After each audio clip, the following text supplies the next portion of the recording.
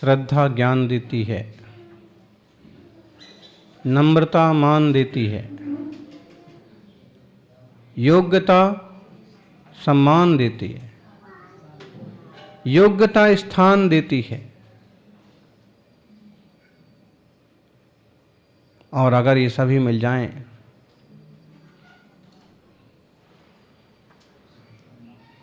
तो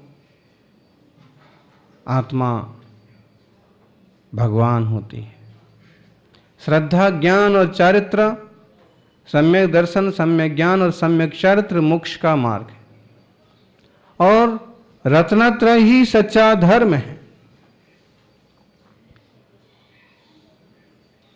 जिनालय जाना, मंदिर जाना, गुरु की आराधना करना, शास्त्र का स्वाध्याय करना, ये सब धर्म के साधन हैं। और धर्म के साधन को भी धर्म कहने की परिपाटी है।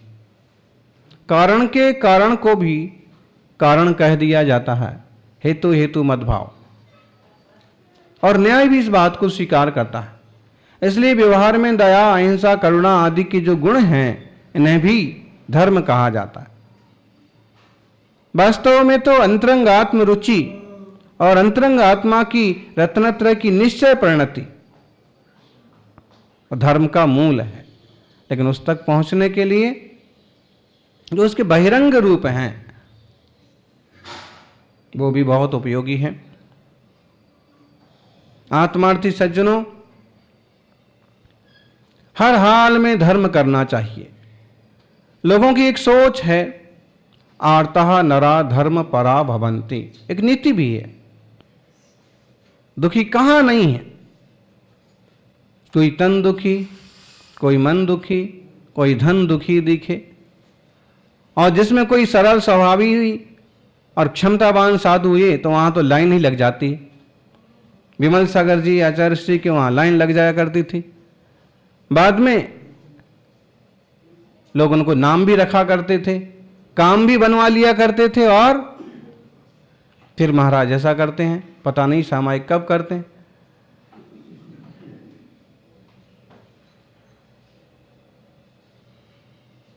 और उनकी सरलता, वात्सल्य को भी गलत रूप में ले लिया करते थे, दुरुपयोग किया करते थे लोग। अभी भी दयावश, करुणावश, परंपरावश अपन भी समझ लीजिए कि कभी किसी को आशीर्वाद दे दिया। अक्सर कर ढेरों दुखी लोग आ जाते हैं, रूम से बाहर निकले नहीं कि समय ये दुख है, ये दुख है, ये दुख है। अरे भाई, धर्म ध्यान करो, दुख मिट जाएंगे। हम तुम्हें दुख मिटाने के उपाय बताएंगे, वो आपको जमेंगे नहीं। परिग्रह सबसे बड़ा ग्रह है, और जिसने परिग्रह छोड़ा उसको कोई ग्रह परेशान नहीं कर सकता। कोई दुख नहीं हो सकता, ये जमने वाला नहीं।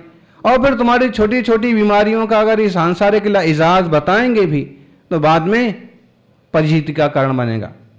महाराज तो बस लोगों को बताते रहते, आशीर्वाद देते रहते, वहां तो दुखियों की लाइन लगी रहती है। अब देखो,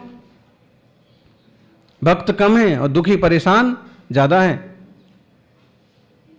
और ढेरों लोग ऐसे भी हैं, काम बन गया फिर कौन महाराज, कौन मंदिर, कौन जाप। एक तरह से अज्ञान है, एक तरह की मूढ़ता है।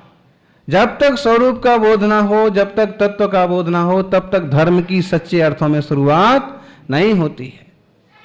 इसलिए जो ये लोक प्रसिद्ध नीति है, धर्म आर्तः नरा धर्म परा भवन्ति, ये लोक के हिसाब से तो सही है, लेकिन तत्व के हिसाब से थोड़ी समझने जैसी है। क्योंकि आर्त का मतलब होता है दुखी। दुखी इंसान धर्म में लग जाते हैं। इसके दो तरह से दिखें। एक तो कोई तन से दुखी है, मन से दुखी है, धन से दुखी है, सांसारिक दुखों से दुखी है, और एक जीवन संबंधी दुखों को दूर करने के लिए वो धर्म का प्रयोग करता है। कभी जाप करने बैठ जाता है, कभी मंदिर चला जाता है, कभी पाठ करने लग जाता है, कभी 40 बार करता है, कभी शिखर जी की यात्रा करता है। लाल कपड़े पहने के करेंगे तो पैसा आएगा, काला पहन के करेंगे तो दुख भूत भाग जाएंगे, पीला कपड़ा पहन के तो वात्सल्य प्रेम रिश्तों में स्नेह बढ़ेगा, और ढेरों तरह के उपाय, ढेरों तरह की माला करके भी वो क्या चाहता है? सांसारिक।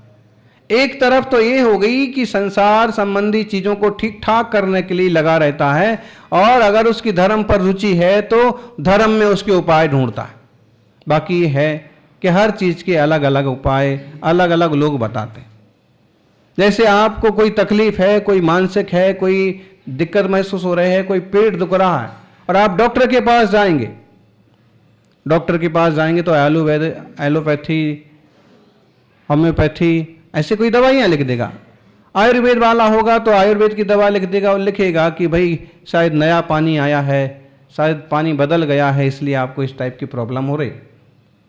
खाने में क्या क्या लेते हो, पथ्य क्या क्या करते हो, अपथ्य क्या क्या कर, और इस तरह से आपका इलाज बताएगा, रास्ता बताएगा।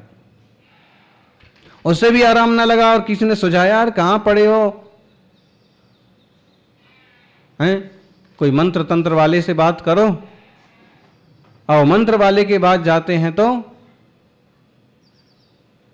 आयुर्वेद वाले अपना इलाज बताते हैं, मंत्र वाले अलग अपना इलाज बताते हैं। ये मंत्र का जाप करो, इस मंत्र से ठीक हो जाएगा। और फिर किसी ने कह दिया कि भाई ऊपर की हवा है, ऊपर की हवा है तो किसके पास जाओ? फिर झाड़ा फूकी करने वाले के पास जाओ, भूत भगाने वालों के पास। और जब तक तीव्र सत्ता का उदय है तब तक कुछ भी उपाय करो। ऐसे ढेरों लोग मिलेंगे कि कोई तकलीफ नहीं निकलती है, मशीन में जांच करवाने में कुछ भी नहीं आता है, लेकिन परेशानी है। और ऐसे पुरुषों से ज्यादा मिलेंगी महिलाएं।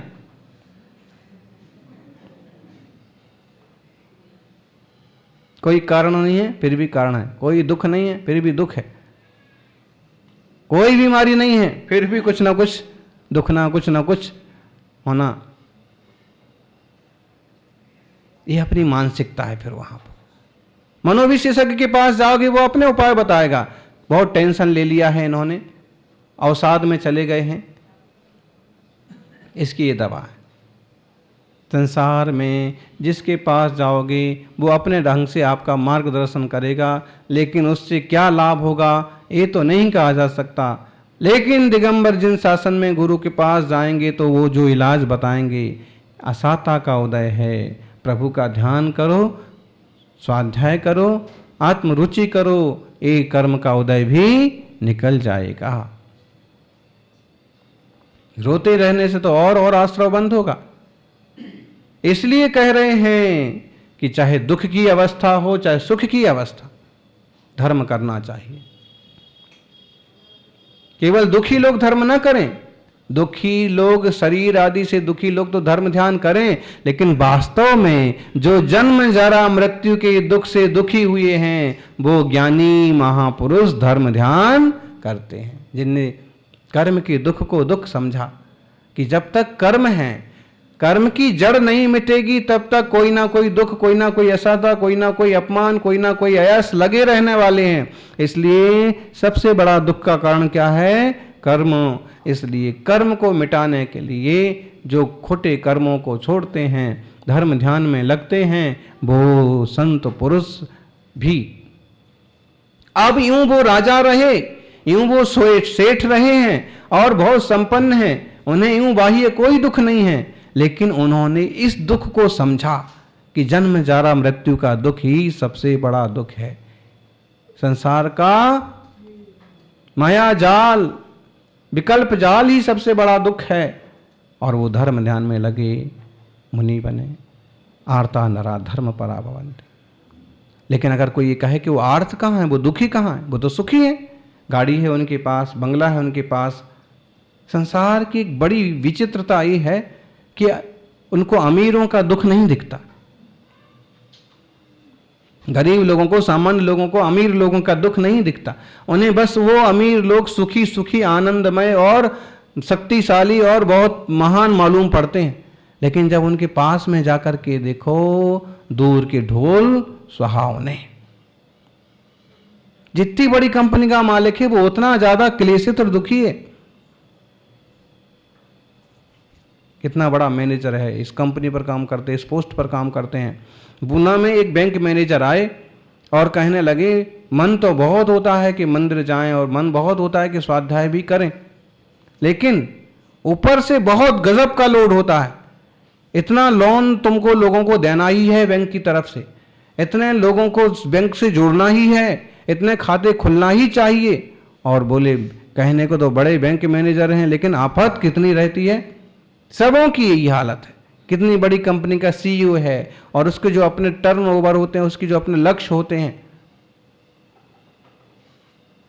लेकिन उनको कोई दुखी नहीं मानता। वो बहुत बड़ा आदमी, मंत्री जी, बहुत बड़े मंत्री जी हैं, मंत्री जी के ऊपर जो बर्खास्तगी की तलवार लटक रही है उसको कोई नहीं देखता कि कब इनका पद छीन लिया जाए और कब मंत्रिमंडल से बाहर कर दिया जाए। और उनको उसका भी हमेशा संकट और दुख।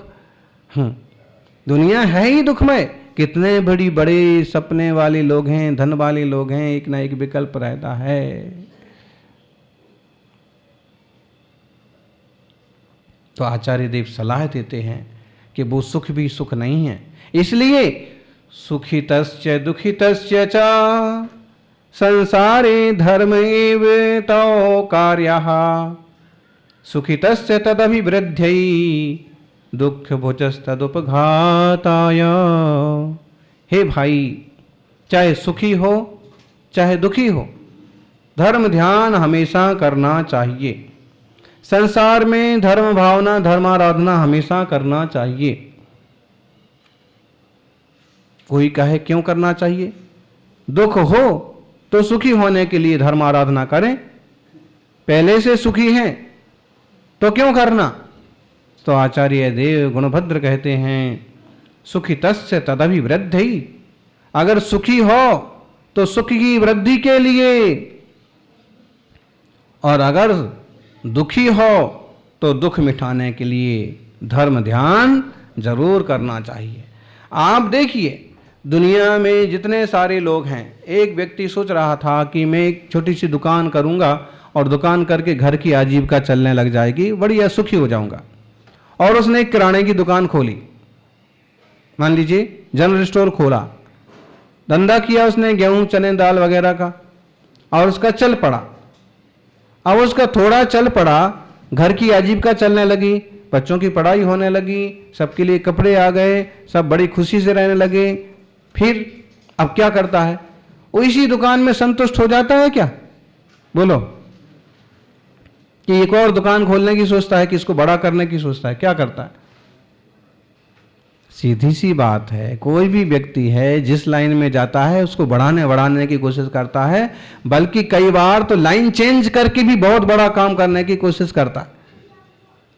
क्यों करता है?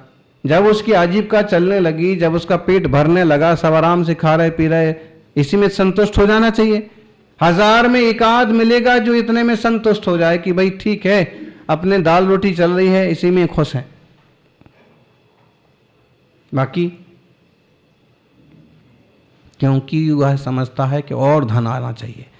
जैसे व्यापार करने वाला छोटा काम करने के बाद और काम करके और धन कमाने की कोशिश करता है, धन है फिर भी नया नया इन्वेस्ट करके नया व्यापार करके और धनी होने की कोशिश करता है, ऐसे ही धर्मात्मा जीवों को, समझदार लोगों को जीवन में सुख है तो भी सुख अर्जन के लिए पुण्य का व्यवसाय करते रहना चाहिए।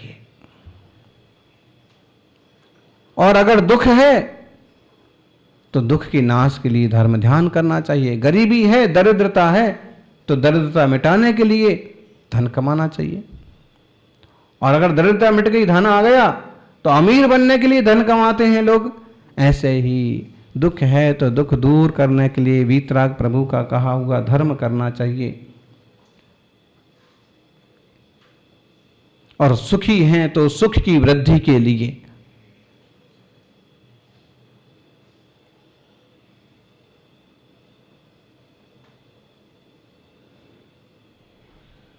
हर हाल में धर्म ध्यान में चित्त लगाना चाहिए। दया करुणा प्रेम ये धर्म के रूप है। देव सहस्त्र गुरु का सानिध्य और आराधना ये धर्म के साधन है।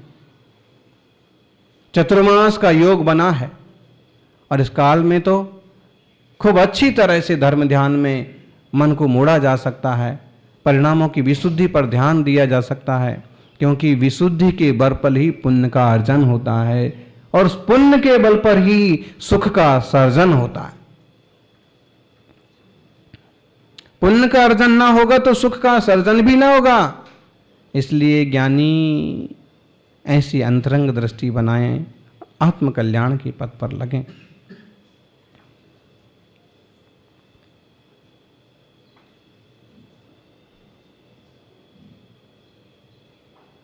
वर्तमान युग में लोग केवल भोगों के पीछे, विषयों की पूर्ति के पीछे दौड़ते हैं।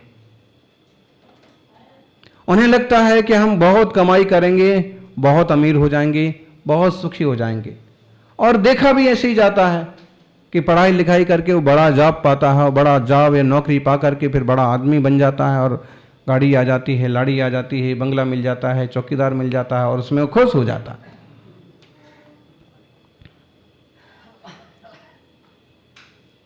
तो क्या ये पुण्य का ही केवल फल है? देखने वाला भी कहेगा भाई पुण्यात्मा लड़का है उनका तो, और देखो कितना सारा उसने वैभव इकट्ठा कर लिया। इसको समझना, ये केवल पुण्य का फल नहीं है, ये पुरुषार्थ का फल है।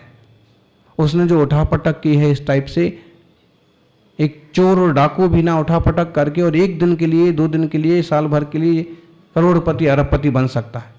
लेकिन जब पकड़ा जाएगा, जब पोल खुलेगी, जब पाप का घड़ा भरेगा, तो कोई पानी देने वाला भी नहीं मिलता है। बड़े बड़े लोगों को देख लो ना आप, 2, 3, 4 क्या 25 हो गई देश की हस्तियां हैं कि जिनने भ्रष्टाचार किया, नामचीन लोग, और आज मारी मारी भागी भागी फिर रहे, छुपते हुए फिर रहे।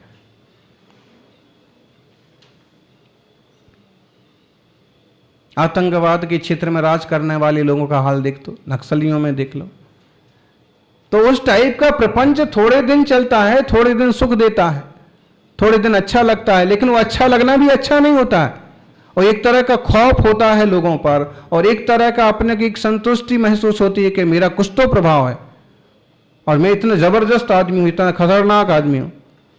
लेकिन वो सुख थोड़ी ना होता है। एक तरह की बेचैनी, एक तरह की परेशानी हमेशा बनी रहती। इसलिए आचार्य देव कहते हैं, सुख तो धर्म रूपी वृक्ष के फल हैं। सुख वह है जो आनंदित करे। चूंकि 3 अलग अलग शब्द हैं और हम इसको ऐसे समझ सकते हैं, सुख, मौज और आनंद, तीनों एक जैसी लगते हैं। बरसात हो रही है, स्नोफॉल हो रहा है, पानी गिर रहा है, झरने बह रहे हैं, बर्फ बरस रही है, हरी हरी घास है, नदी का किनारा है, ऊंचे पहाड़ से गिरता हुआ बड़ा झरना।